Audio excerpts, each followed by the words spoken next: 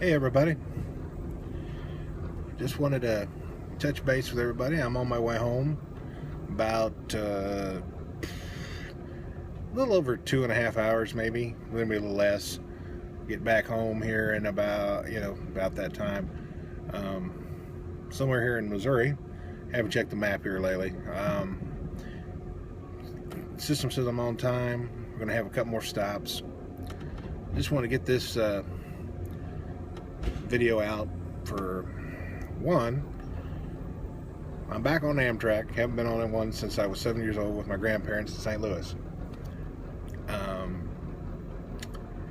Didn't have a roommate. Had a roommate. Getting to DC was a little challenging. I don't think it was anything Amtrak did or anything like that. So I have no complaints about that. It's a very comfortable ride. Other than I feel like I'm on a boat every once in a while. And you do have to listen to that freight gets right away.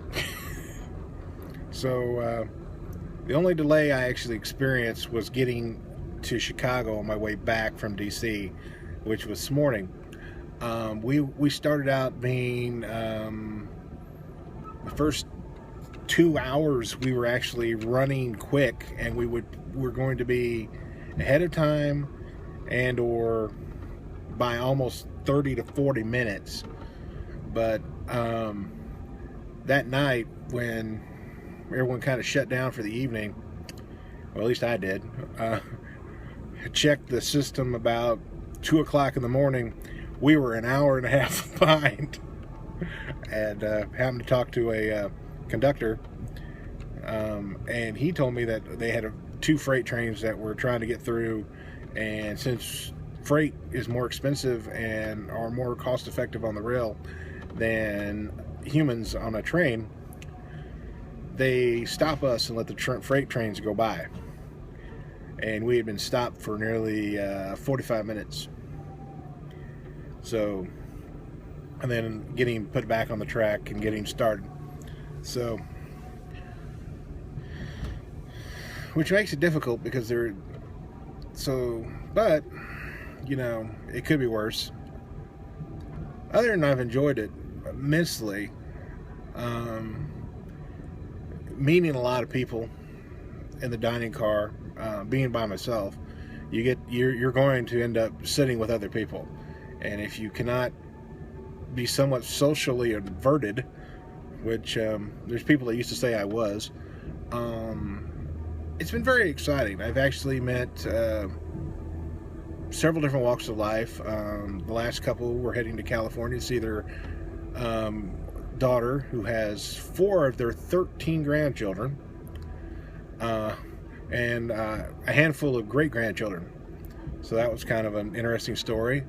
Was on the train with several veterans coming from Washington into Chicago, and that was a very exciting and very informative conversation of several different from Vietnam, Korea, Desert Storm, and the other one was from Vietnam also.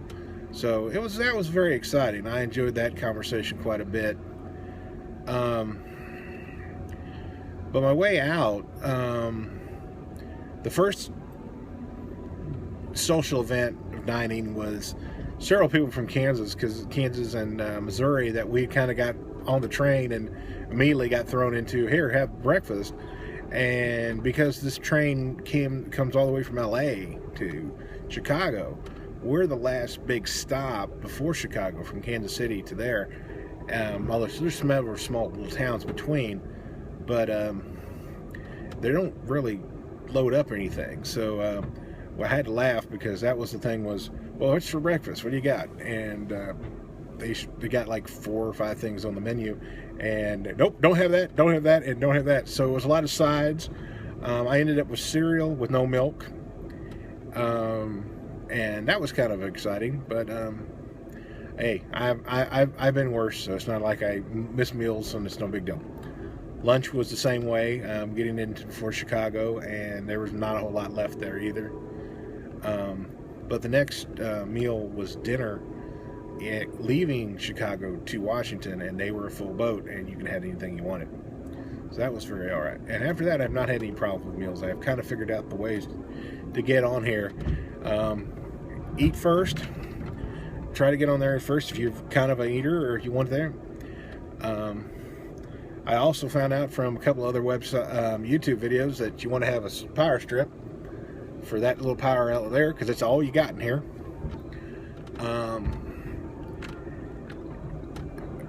I was thinking I would have trouble sleeping with the rocking, and I've actually slept pretty good. So I wonder if it's just the old rocking as being a baby and a rocking in the rocker or in your bow.